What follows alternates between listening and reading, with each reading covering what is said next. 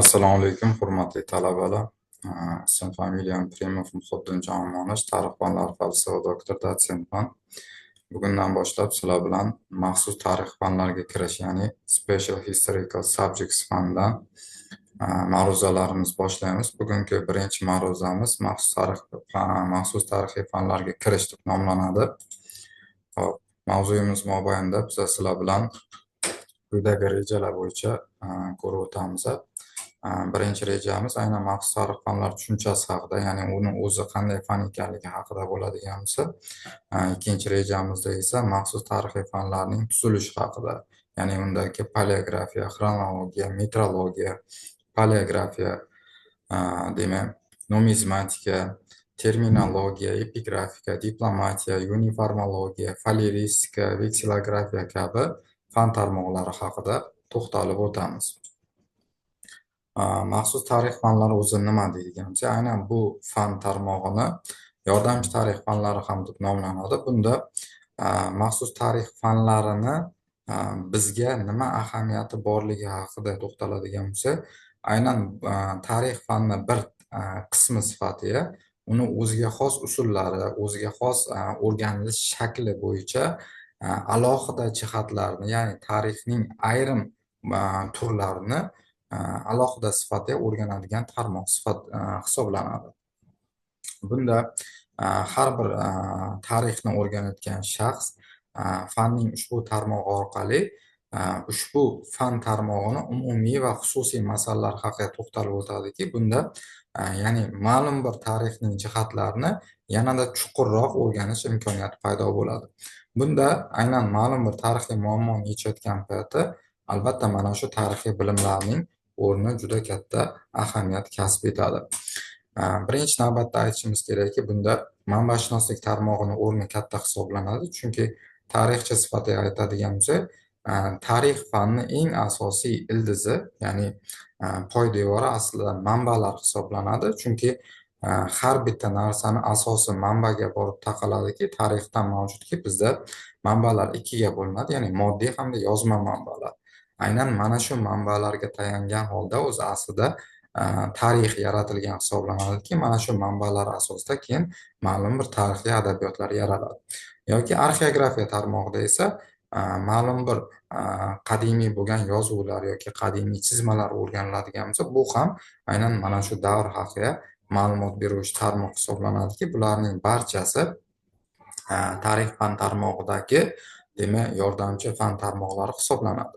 Uchinchi muhim omilimizni belgilovchi fan tarmog'i bu xronologiya hisoblanadi, chunki tarix albatta yillar, ya'ni davr bilan bog'liq bo'lganligi uchun bu yillarni aniq hisob-kitob qilish, ya'ni biz hozir masalan kalendarlarga qaraydigan bo'lsak, kalendarlarning o'zi ham bir qancha tarmoqlarga bo'linadi. Ya'ni masalan oy kalendari, quyosh kalendari kabi yoki hijriy taqvim yoki Grigoriy taqvim kabi taqvimlarga hisob oladigan bo'lsak, ma'lum bir davrni biz qaysi davr ekanligini bildirmoqchi bo'lsak, o'shanda bizga aynan mana shu xronologiya fan tarmog'i yordam beradi.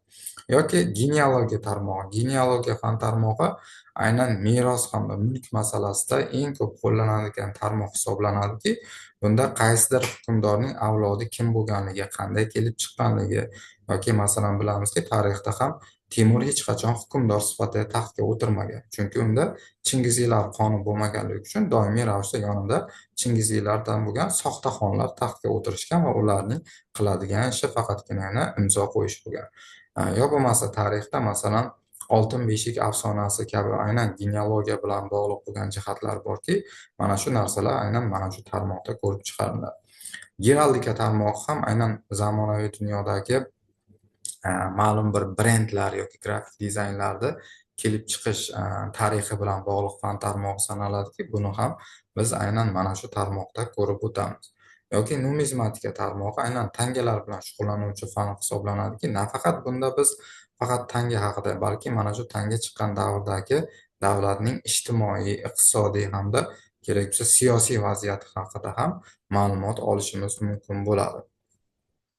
Hop, maxsus tarix fanlarining metodologiyasiga to'xtaladigan bo'lsak, bunda ma'lum bir maxsus usullar bilan fan tarmog'i o'rganiladiki, bunda aynan biz tarix, ya'ni umumiy tarixda ham bizga anglashilmagan ba'zi bir muhim masalalarni bundan ko'rishimiz mumkinki, mana shu narsalar orqali kerak bo'lsa biz, ya'ni mana shu belgilar orqali biz ma'lum bir tushunchani anglab olishimiz mumkin bo'ladi. Oddiy oladigan bo'lsak, tarixiy majmualarga borgan paytda ayrim bir shunday ma'lumot beruvchi belgilar bo'ladiki, shu belgini ko'rishimiz bilanoq biz mana shu majmua haqida o'zgacha ma'lumotga ega bo'lishimiz mumkin bo'ladi. Maxsus tarix fanlari albatta juda ko'plab fan tarmoqlari bilan bog'liq.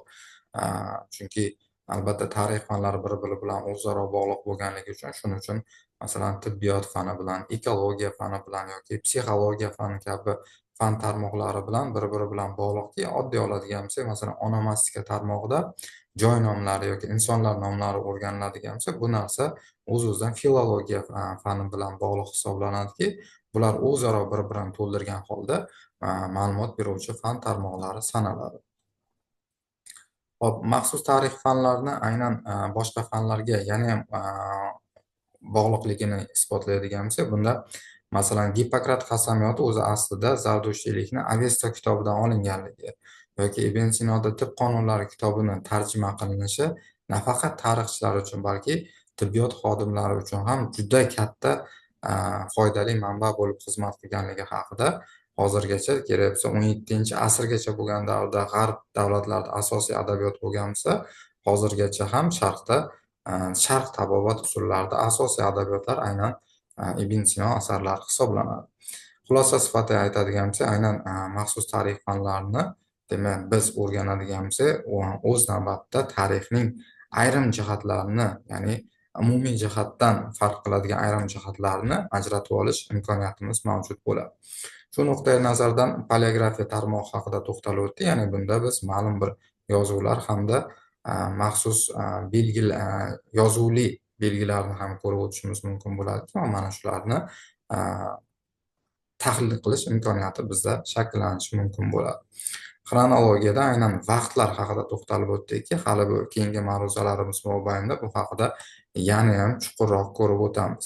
Metrologiya fan tarmog'i ham demak o'lchovlar va standartlar haqida ma'lumot beradiki, tarixda masalan turli xil o'lchov birliklari mavjud bo'lgan.